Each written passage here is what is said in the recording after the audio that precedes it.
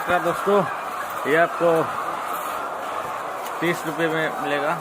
30 টাকা পেয়ে যাবেন। মাত্র 30 টাকা একটা করে মুরগি। ঠিক আছে, একটা করে মুরগির দাম মাত্র 30 টাকা। চলেন যাই ভিতরে দেখি কিরকম মাল আছে। ঠিক আছে, কত মাল আছে দেখি, চলেন যাই ভিতরে। ভিতরে ঢুকলাম। ঠিক আছে, এখন দেখেন মালের সাইজ, দেখেন মাল দেখেন।